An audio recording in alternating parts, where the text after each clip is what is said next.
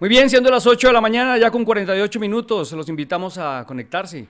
Invitamos al señor Tomás González, director del Centro Regional de Estudios de Energía CREE, quien hablará sobre las prioridades para la transición energética en Colombia. Adelante, doctor González.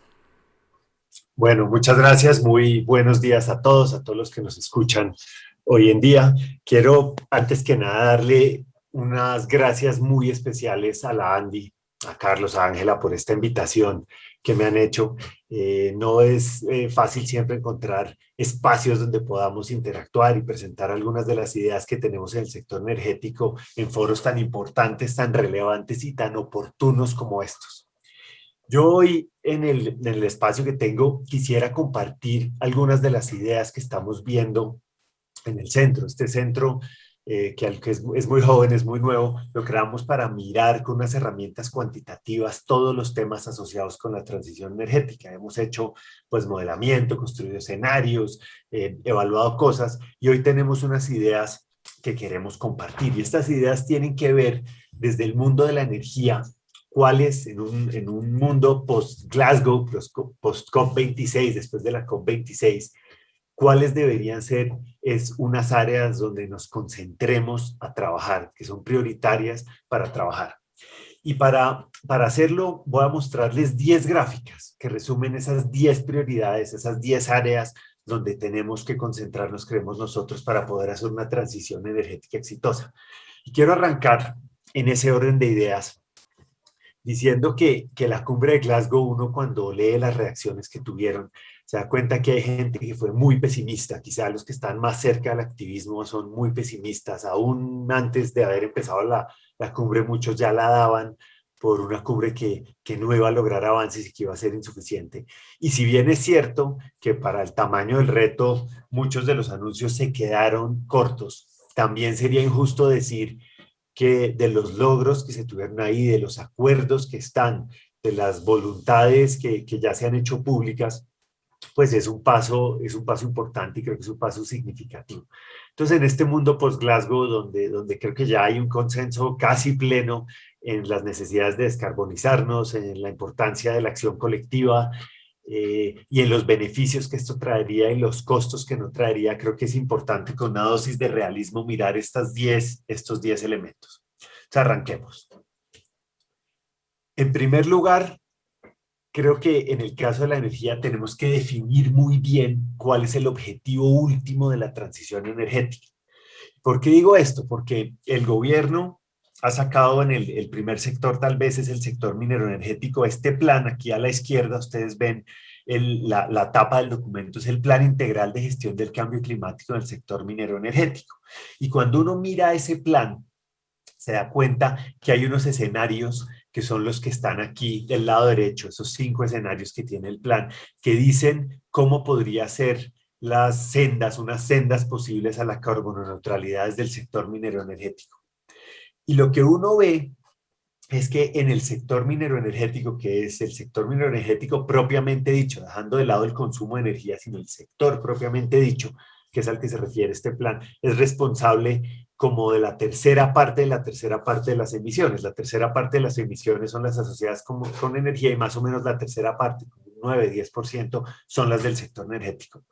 Y aquí lo que vemos son una serie de medidas que son los colores que van desde este azul que va de primero hasta el penúltimo, que es el morado, que son tecnologías de captura. Pero lo que me parece interesante es que estas medidas propias del sector son capaces de aportar entre más o menos el 50 en la mayoría de los casos, salvo en el escenario 5 en el último, entre el 50 y el 70, que es el escenario 5, de la reducción de emisiones. El resto, que es esa franja verde, se le deja compensaciones y a mercados de emisiones.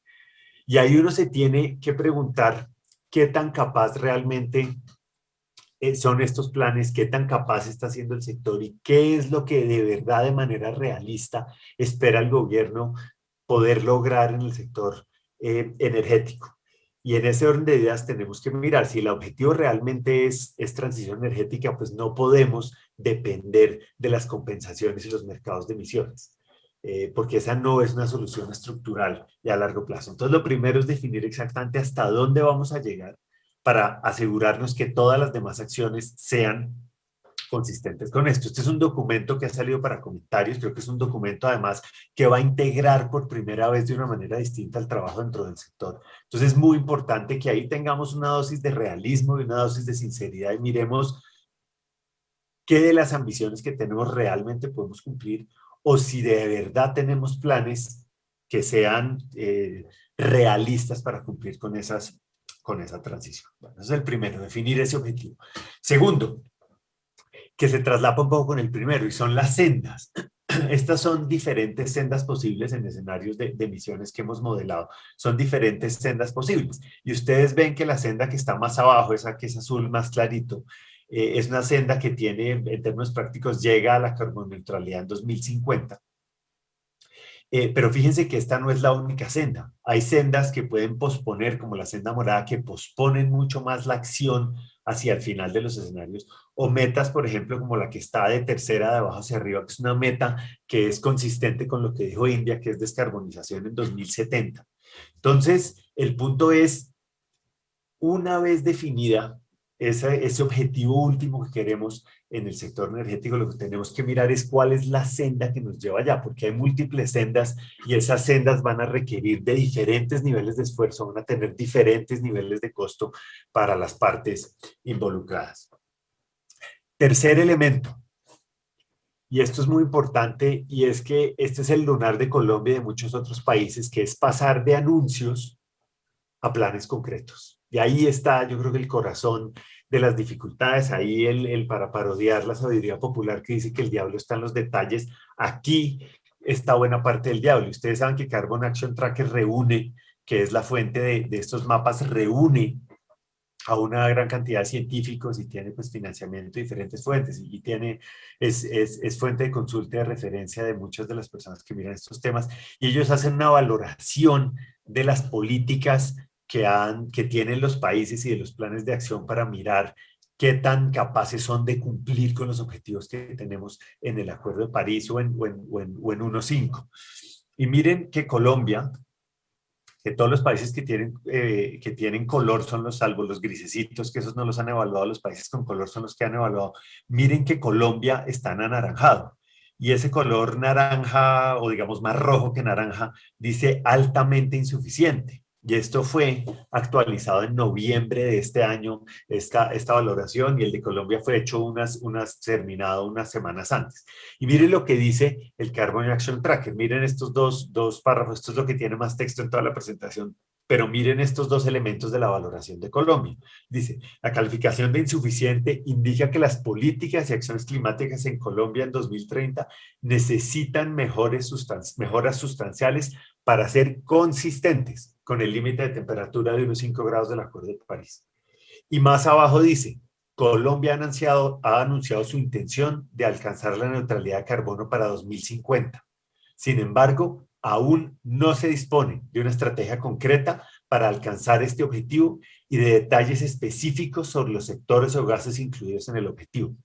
Entonces, lo que nos están diciendo es, en los anuncios hay gaps, hay brechas, pero en los planes, en la consistencia de lo que está, hay unos gaps muy, muy grandes. Y esto lo que nos tiene que llevar es a decir, bueno, si realmente queremos esos objetivos, queremos lograr los objetivos que están en las promesas, tenemos que sentarnos a mirar los detalles. Y esos detalles no los puede hacer solo el gobierno. Y lo que nosotros vemos en el sector energético es que falta muchísimo trabajo conjunto y aterrizado para poder ver los planes de acción a dónde realmente nos pueden llevar. Entonces esto debe llevarnos a mirar con mucha frialdad, sin perder el optimismo, pero a mirar con mucha frialdad que realmente la tarea que falta por hacer es muy, muy grande. Lo siguiente es, entrando en el detalle de algunos de los temas de política, es que tenemos que definir los mecanismos para la transición energética. Esta gráfica lo que tiene, y también es una gráfica bastante reciente, que hace el Banco Mundial en su monitoreo de los mecanismos para ponerle precio al carbono. Ustedes lo que ven son, en el eje horizontal, son una lista de países. Y esa lista de países lo que tiene son unos niveles asociados. Estos niveles representan el precio que tiene el carbón en nuestros países. En los que son de color rojo, de color anaranjado, es impuesto al carbono, los países que tienen impuesto al carbono, cuál es su nivel, y los que tienen color verde es cuando tienen mecanismos de permisos de emisiones que se transan. Entonces, ¿qué vemos aquí? Aquí están por orden de estatura, donde el país más a la izquierda es Polonia, que está por debajo de $1, y el país más a la derecha es Suecia, que tiene $137 por tonelada de CO2 en su impuesto al carbono. Nosotros vemos también esta franja gris, y esa franja gris son las recomendaciones que ha hecho el mismo Banco Mundial, que han hecho otras entidades financieras de desarrollo que han modelado esto. Dicen, para poder tener esa consistencia, los impuestos deberían estar entre $40 y $80. Colombia está aquí con la flecha, Colombia tiene un nivel de $5. Pero Colombia no solo tiene un nivel de $5, sino Colombia tiene un impuesto que tiene muchas dificultades desde el punto de vista del diseño de impuesto. El primero de ellos es que excluye varios de los combustibles, excluye los combustibles de mayores emisiones.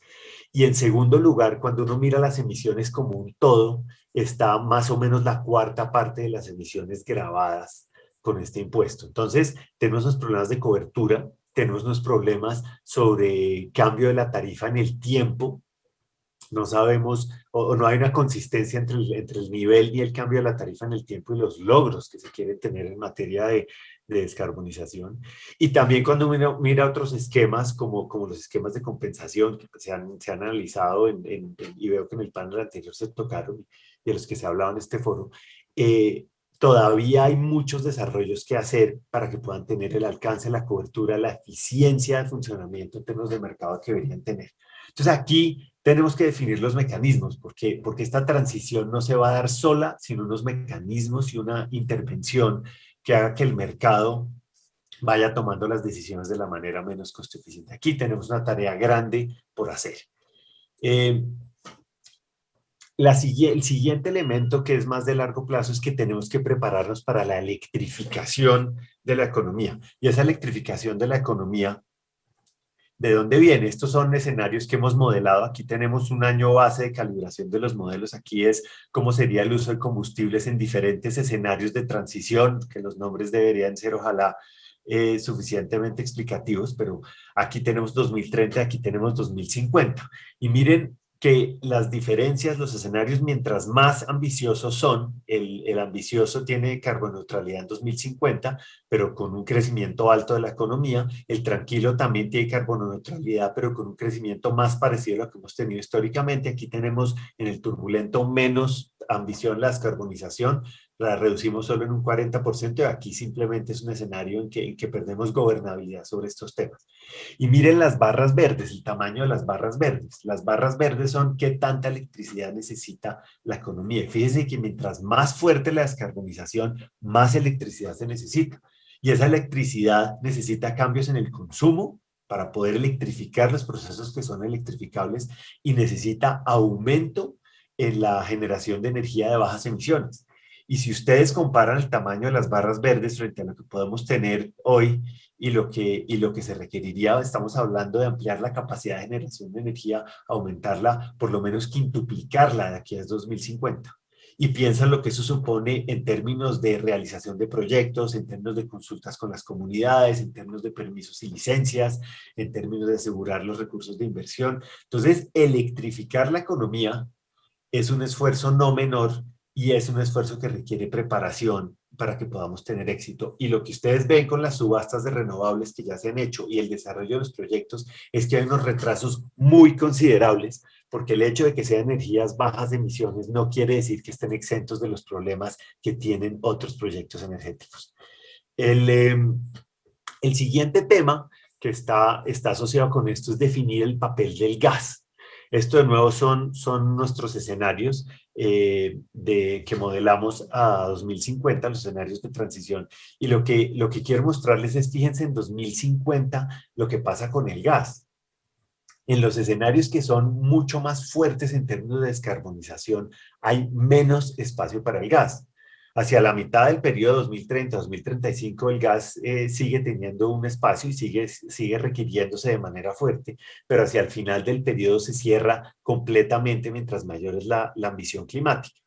Inclusive en los escenarios en que perdemos gobernabilidad y, digamos, no hacemos la tarea en términos de emisiones, el gas no es tan importante como en escenarios intermedios. Entonces, el mensaje que yo quisiera dejarles hoy acá es que el gas es un combustible que tiene la ventaja de que es muy confiable, no tiene la intermitencia que tienen los renovables, que ese es un problema real de intermitencia, es un problema con el que no se puede resolver todavía hasta que no tengamos baterías que nos permitan almacenar de una manera costo efectiva en la escala que se necesita para lidiar con el tema de la intermitencia.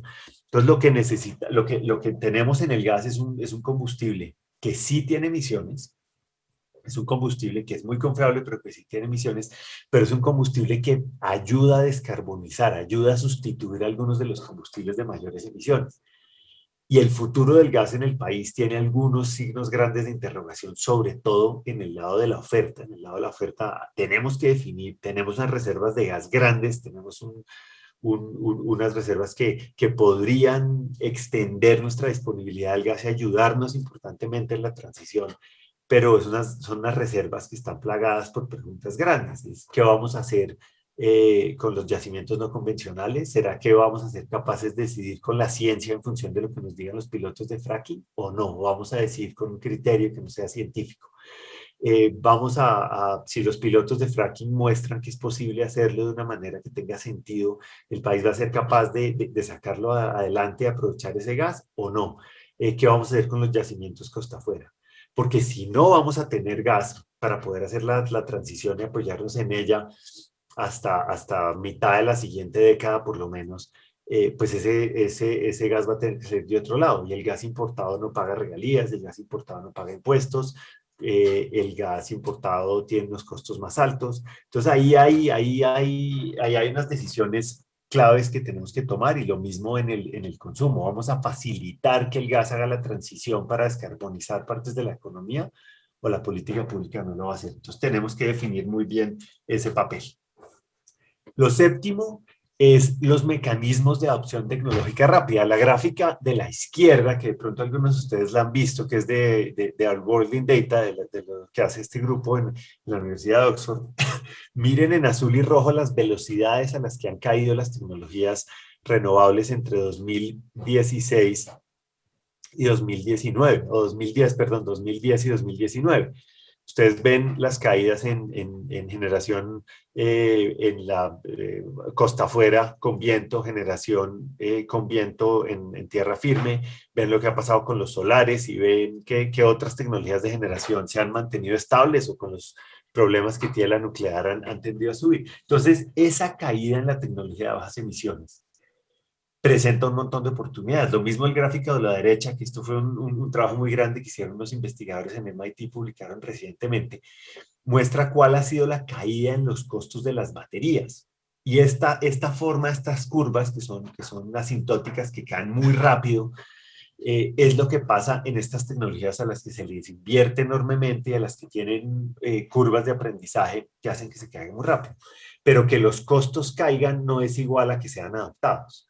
Entonces tenemos que prepararnos porque fíjense en Colombia hemos estado haciendo subastas enfocadas en aumentar la participación de renovables no convencionales, de viento y sol en la matriz. Y hemos tenido unas experiencias mezcladas. Ha habido subastas que se declararon desiertas, luego subastas que se cerraron unos precios que dejaron contentos al mercado, que mostraron todas sus bondades, pero hubo una subasta recientemente que los precios de cierre no fueron los mejores y el mercado no quedó contento.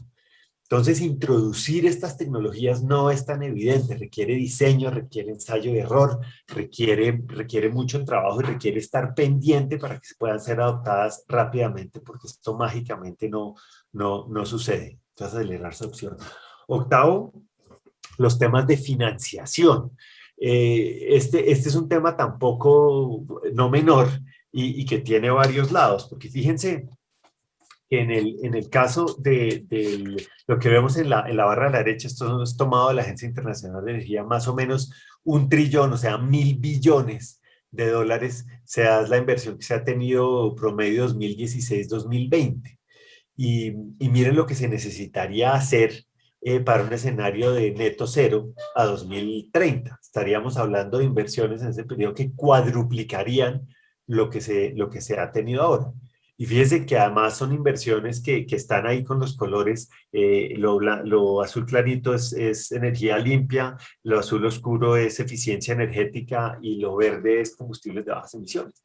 Y cuadruplicar esas inversiones es fácil en el papel, pero eso requiere movilizar una cantidad de mecanismos. Y en el caso colombiano requiere además tener el concurso del sector público. Se estima que más o menos el 30% de esta financiación debería venir de fuentes públicas y se requiere las fuentes externas que todavía no están sobre la mesa y que se discutieron ahora en Glasgow. Entonces el tema de financiamiento, asegurar la financiación es clave, como lo es asegurar la financiación de la inversión en fósiles. No se nos olvide que los fósiles se van a requerir en esta transición para que las economías sigan funcionando. Y esas inversiones que se secan todos los días, que cierran las puertas todos los días, pues si no aseguramos esas inversiones, los vamos a pagar en precios más altos. Y con precios más altos, mi preocupación es que se politice tanto la transición que los esfuerzos se frenen mucho.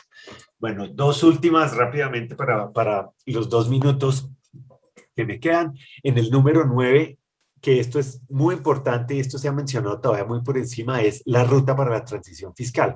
Aquí ustedes ven los sectores económicos y ven por unidad de PIB, por unidad de producto que tiene ese sector, cuánto tributa. El sector que más tributa es el sector petróleo y gas, ¿no? Y si esas tributaciones las hacemos el 100%, miren que los primeros tres sectores tributan también como el 80%, este tributa más del 80%, estos son minería, no carbón, y carbón tributa un poquito menos del 80% de lo que hace el petróleo, pero miren todos los demás están del 40% para abajo. Entonces esto es real, porque este es un país con miles de necesidades, incluidas las climáticas que requieren acción pública, y sin esa transición, si vamos a marchitar el carbón, el petróleo y el gas, pues esa plata tiene que salir de algún lado. Y uno le tiene que dar, por ejemplo, respuesta al gobernador del Cesar o de La Guajira, que el 60% de su presupuesto de inversión viene de regalías directas de carbón. Bien, y ahí tenemos que hacer esa transición de manera realista. Y finalmente algo que se dice mucho, pero que no hay planes concretos todavía, es que tenemos que establecer planes de apoyo y de salida para la gente que va a perder con esta transición. Va a haber muchos ganadores y en el agregado vamos a ganar todos, pero va a haber perdedores, que no nos podemos olvidar de ellos, porque si no, esta transición no va a ser fácil. Y aquí lo que tengo son procesando las encuestas de hogares, lo que tenemos son ingresos comparables. Y miren el sector, estos son empleos que son en su mayoría en zonas rurales. Miren que los impuestos, los salarios promedio del sector carbón son el doble de los rurales. Y además son contratos con prestaciones, son contratos a término fijo, son contratos escritos, son contratos que son empleos de mucha mayor calidad. Y aquí en el interior del país puede haber 50.000 familias que viven del carbón, unos 70, 80 municipios, que tenemos que ofrecerles una salida. Y como este hay ejemplos que se pueden extrapolar a otras áreas. Entonces no nos olvidemos de esto porque si no nos vamos a enredar. Entonces, en fin, estos son 10 tareas de largo plazo, de largo aliento, que van a requerir trabajo duro, mucho trabajo duro, porque esto no es fácil. Los que han estado en gobierno y los que les toca hacer esto en sector privado saben, mucho trabajo duro y mucha persistencia, no quitarle el ojo a la bola. Ser optimistas, por supuesto, porque un futuro descarbonizado va a ser mejor y lo necesitamos, pero tenemos que ser realistas para no fracasar y mucha creatividad. Entonces, con esto termino y quisiera terminar invitándolos a quienes les gustan análisis de este tipo y quienes quieren seguir los temas de energía a que sigan nuestro newsletter semanal. Recomendamos buenos artículos relevantes y escribimos nosotros una vez a la semana. Nos encantará oír de ustedes, nos encantará que nos debatan, que nos ayuden a mejorar y a tener una mejor discusión de la política energética de transición, que es nuestro objetivo. De manera que muchas gracias y le damos paso entonces al siguiente panel. Muy bien, siendo las 9 de la mañana ya con 12 minutos, gracias al señor González por su conferencia.